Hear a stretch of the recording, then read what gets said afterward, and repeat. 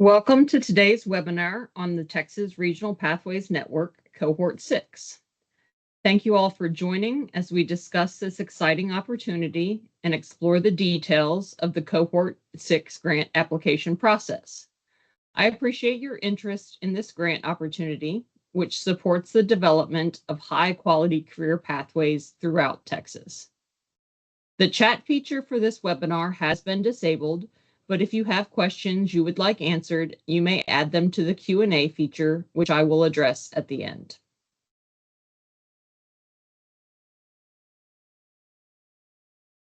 My name is Bertina Peshak, and I am here as the statewide coordinator for the Texas Regional Pathways Network, part of Texas Education Agency's College, Career, and Military Preparation Division.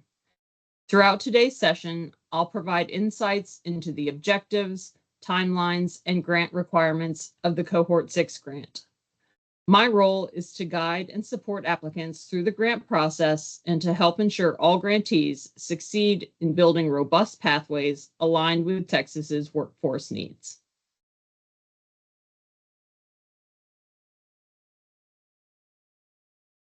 Today's agenda is comprehensive and aims to answer most of the questions you might have about the program and the application process. We'll cover an overview of the Texas Regional Pathways Network, details about the Cohort 6 grant, including the timelines and important concepts, roles, and responsibilities, and a breakdown of how the application is structured.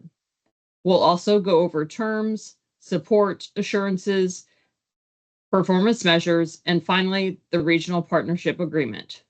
We'll wrap up with a Q&A session to ensure that you leave fully informed and ready to apply.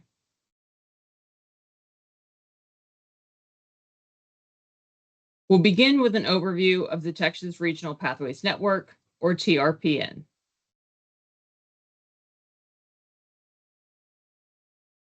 The TRPN was established to build robust talent pipelines that support both the economic growth of Texas and career readiness for students. TRPN achieves this by connecting leaders across education, workforce, business, government, and nonprofits to develop career pathways aligned with high demand, high wage jobs in Texas. This program provides a unique opportunity to impact our communities by ensuring that Texans acquire skills and credentials essential for today's workforce. The Texas Regional Pathways Network, or TRPN, was established through the Governor's Tri-Agency Workforce Initiative, which launched in 2016. This initiative unites the Texas Education Agency, Texas Workforce Commission, and Texas Higher Education Coordinating Board to strengthen connections between education and industry. Its core mission is to boost Texas' economic prosperity by ensuring that education pathways align closely with workforce needs.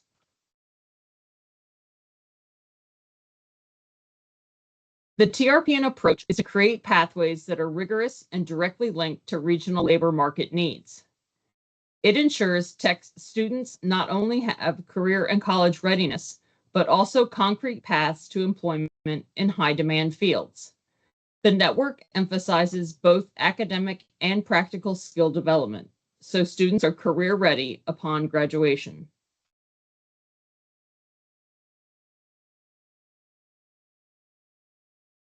Regional pathways offer several benefits. First, shared learning helps streamline resources, as partner organizations can pool knowledge, tools, and practices, preventing the need to reinvent solutions. Economies of scale allow us to share staff and equipment across districts, reducing individual workloads. Lastly, shared data metrics and analysis improve our ability to assess collective progress and meet grant objectives effectively.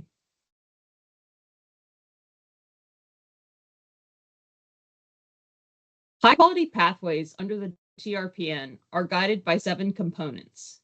These are cross-sector partnerships, labor market alignment, industry-valued credentials, applied academics, work-based learning, effective advising, and post-secondary transitions.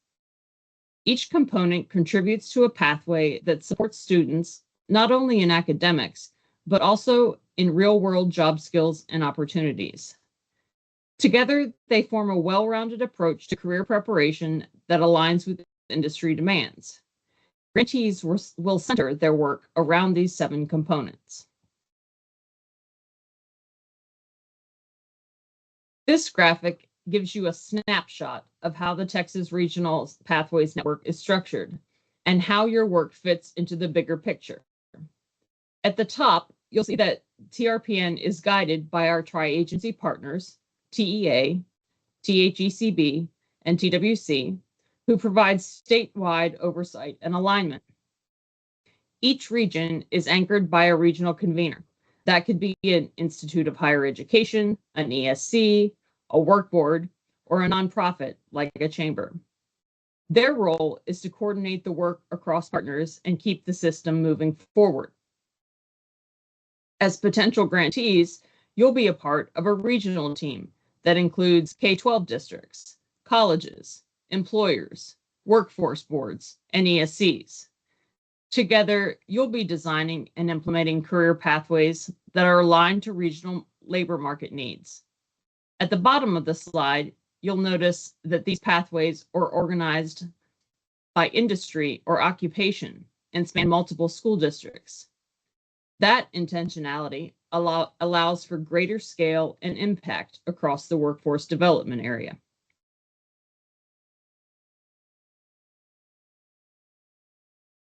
Cohort 6 is the latest group of regional teams invited to apply for the TRPN grant. Each cohort helps expand the TRPN's reach and deepen the impact of these pathways in communities across Texas. Cohort 6 is especially focused on aligning pathways with Texas's high-demand, high-wage industries, making this a pivotal moment for applicants ready to build impactful programs.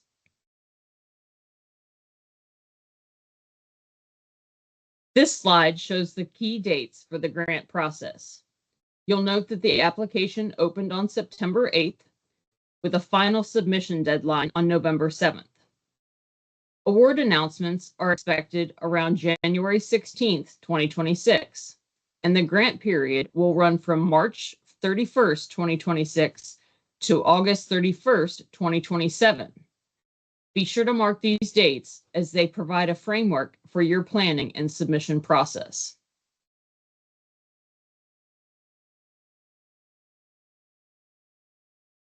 The purpose of this grant is to form a pathways team that will develop career and education pathways aligned with regional labor market demands. Eligible applicants include LEAs and ESCs, each applying for one industry-specific pathway. With a total of $2.5 million in funds available, 6 to 10 grants will be awarded, with each grantee receiving between $250,000 and $400,000.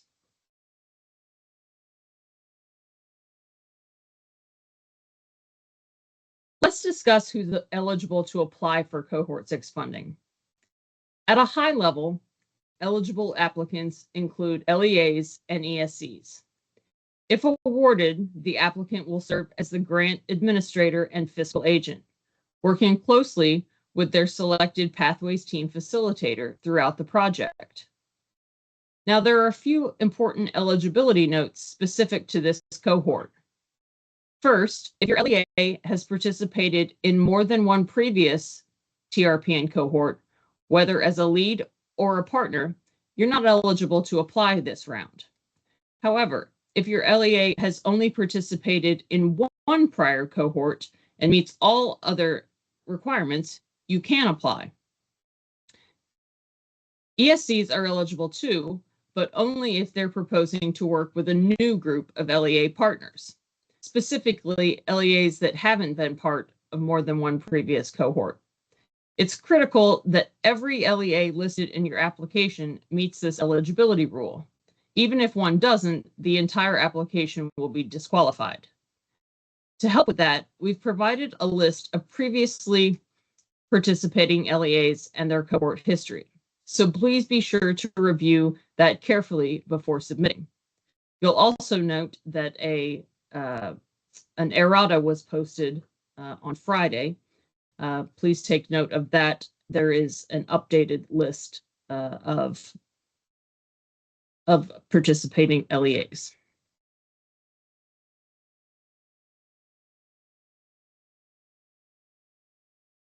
The Pathways team is central to this initiative and must include a Pathways facilitator, a grant administrator, 2 employers from the target industry, 3 LEAs, 1 institution of higher education, 1 workforce development board, 1 education service center. Each member plays a specific role in developing a pathway that meets both educational and workforce needs.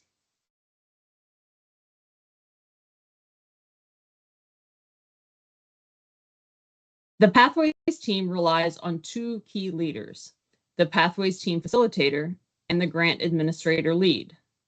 The facilitator coordinates activities and assures all stakeholders are aligned, while the grant administrator manages the fiscal aspects and collaborates closely with the facilitator.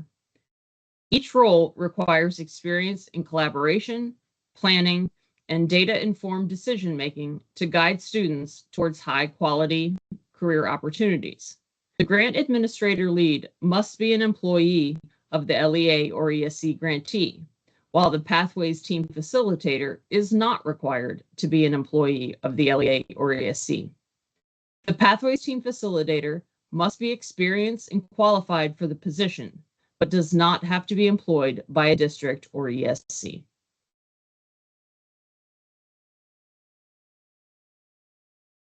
Let's walk through how to identify a targeted industry for your grant proposal. There are 2 key steps, and both are outlined in the spreadsheet labeled Attached 3 Target Industries Programs of Study.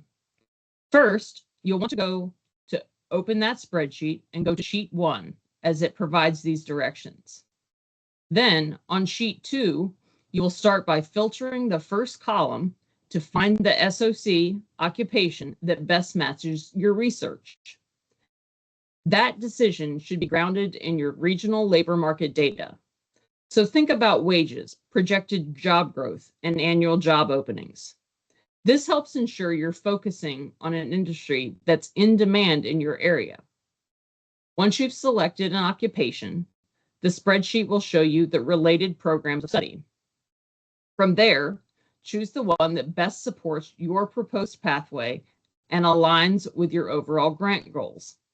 This process is designed to help you build a pathway that's both responsive to workforce needs and meaningful for students.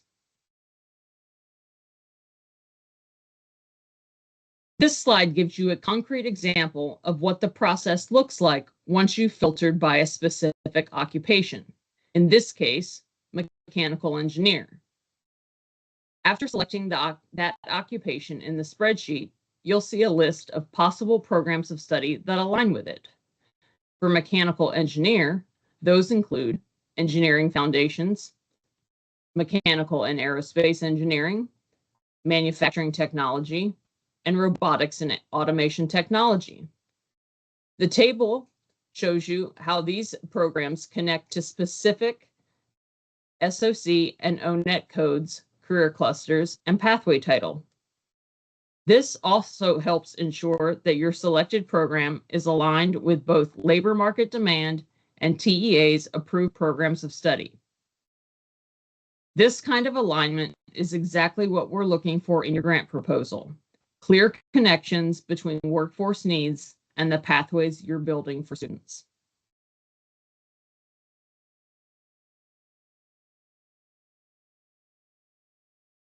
This example illustrates a regional pathways team in robotics and automation technology.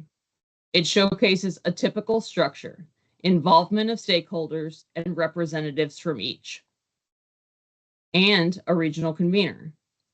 Note how various entities come together in this model to support students' academic and career development from secondary education through post-secondary and into the workforce.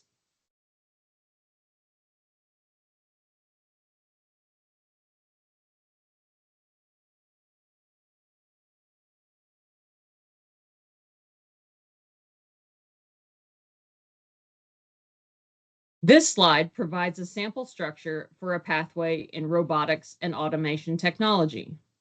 Dual credit options, work-based learning experiences, credentials of value, and a clear progression of courses from high school through post-secondary are all included.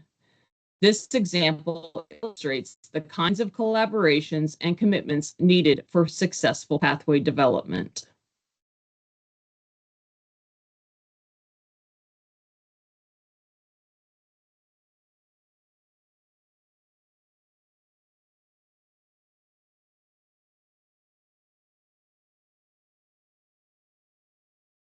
Once funded, grantees will join the Texas Regional Pathways Network, a statewide network of regional conveners and previous grantees working on similar initiatives.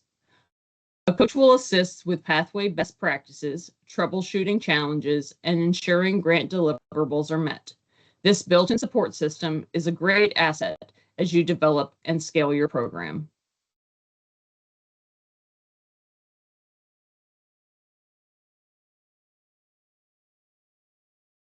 Program assurances require that the grant administrator and Pathways team facilitator meet monthly with their coach and engage the team in planning work-based learning, advising, and post-secondary opportunities. These steps are required within the first 3 months and help set the stage for a successful program launch.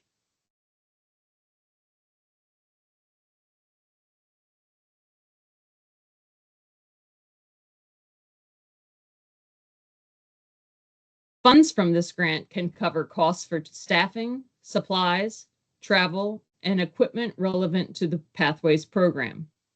Eligible uses include student transportation, industry standard equipment, and dual credit options. Be mindful that equipment costs are capped at 25% of the budget and must align with industry standards.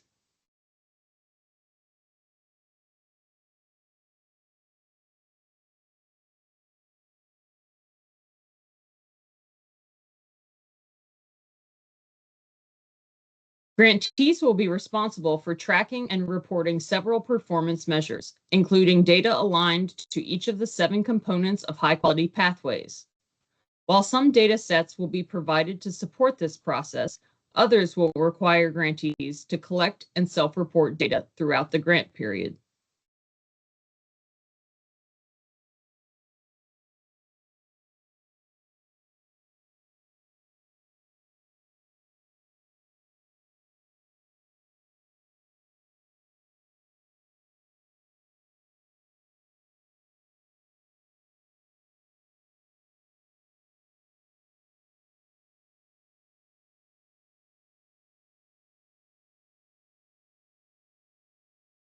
The application includes 2 parts. Part 1 is a 9-page PDF with general information, assurances, and narrative questions. Please make sure to review the specific guidance on pages 10 to 12 of the program guidelines for what to include in your responses for the narrative questions. Part 2 of the application is a budget workbook. This Excel spreadsheet requires you to detail your expected expenses by category. You'll also need to submit a regional partnership agreement.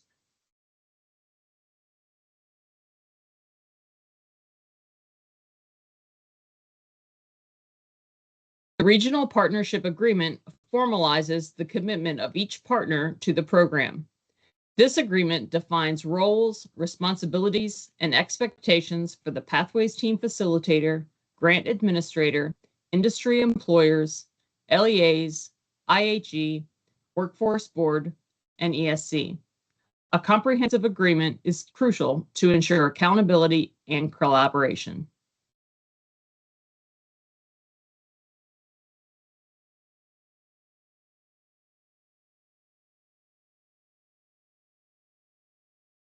Getting all required signatures on one document can sometimes be challenging.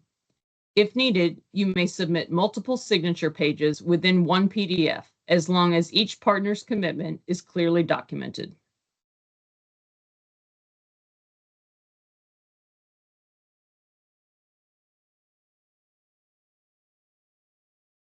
A regional convener is not a required partner, because not all workforce development areas currently have one.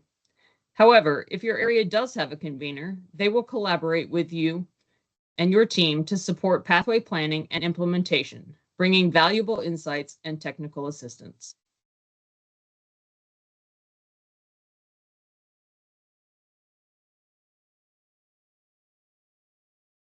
Before I open the floor for questions, I will address a few questions I have received via email.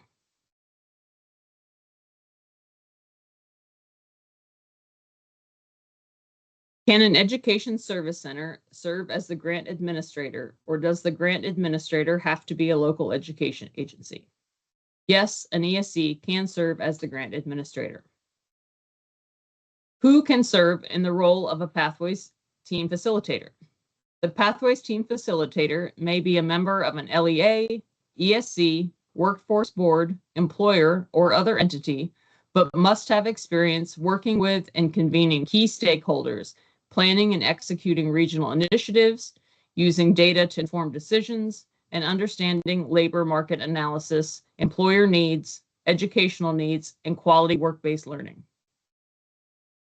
Why is the regional convener not included in the partnership agreement?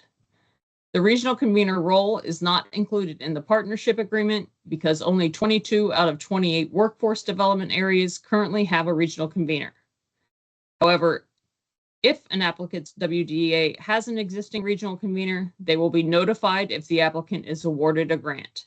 In such cases, the regional convener will provide additional technical assistance to the grantee, collaborating to plan and implement high-quality pathways using the 7 key components. When I looked at some of the award applications from the last cycle, it looks like smaller font sizes were used, providing more space for detailed responses. Is it allowed for this grant application to provide a more in-depth answer than what currently fits in the length restricted boxes?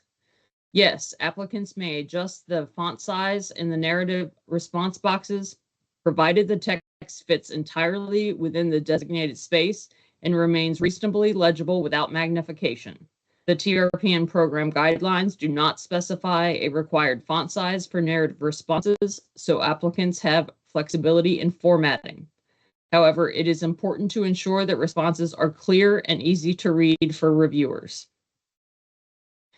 Is the Cohort 6 district participation list an all-inclusive list of eligible school districts statewide? No. The Cohort 6 district participation list is not an all-inclusive list of eligible districts. It only includes districts that have participated in previous TRPN cohorts. If a district has participated in just one prior cohort, a yes appears next to its name. If it has participated in more than one cohort, a no is listed. Districts that have never participated in TRPN are not included on the list, but they are still eligible to apply. Can a faculty member at a public institution of higher education serve as the principal investigator or lead applicant for the TRPN Cohort 6 grant? No, faculty members at public institutions of higher education or IHEs are not eligible to serve as the principal investigator or lead applicant for the TRPN Cohort 6 grant. According to the program guidelines, only local education agencies, or LEAs, and educational service centers, or ESCs, may apply as the grant administrator and fiscal agent. A faculty member may serve as the Pathways team facilitator. Can new TRPN teams be formed, or are teams already designated? Yes. New TRPN teams can be formed. The program does not pre-assign or designate teams. Eligibility is based on meeting the requirements outlined in the program guidelines, which includes forming partnerships with key institutions such as school districts, institutes of higher education, and regional workforce entities. Applicants who have built or are building these partnerships may pursue this grant opportunity by submitting a competitive application that meets all program criteria. Under the allowable expenses, it states grantees are required to budget the equivalent of 0.10 FTE for each partner engaged in the grant program. In the budget narrative, it says we need to detail the minimum 0.10 FTE dedicated as pass-through to each district partner involved in the grant project. Are we required to pay for a 0.10 FTE for the school districts or all partners? Each LEA or school district partner must receive funds covering at least 0.10 FTE or 10% of a full-time role as pass-through to support the grant. This allocation should cover specific costs like staff time or resources dedicated to grant activities. In your budget narrative, clearly outline these pass-through amounts, showing that each district receives at least 0.1 FTE and specifying the role or purpose, such as personnel, support, or grant implementation. This requirement applies only to district partners, LEAs, and not all project partners, and ensures each LEA has the resources to meaningfully contribute to the grant's goals. This approach meets program guidelines and enhances each district's capacity to support grant success. On the TRPN Regional Partnership Agreement, can we split the signature request into separate agreement forms for each of the partners? Yes, TEA recognizes that obtaining all signatures on a single page may be challenging within a limited time frame. You are welcome to submit separate signature pages for each partner, provided that all pages are compiled into a single comprehensive PDF document for submission. I will now look at questions on the Q&A.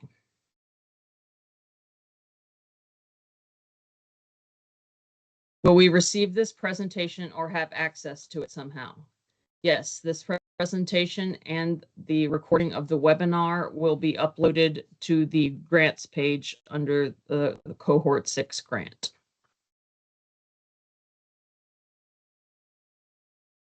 Are there any other questions to be added to the webinar?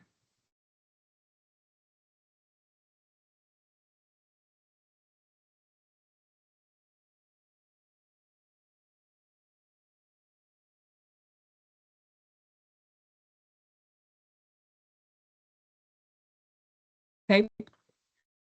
For additional questions after this webinar, you can email them to bratina.peshak@tea.texas.gov. Remember that questions must be submitted by October 6th, 2025 to be included in the FAQ, which will be posted on October 13th, 2025. I thank you for joining us and look forward to seeing your applications. Thank you for joining us today. The recording of this webinar and PDF of the slides will be posted to the grant page as soon as possible. Have a great day.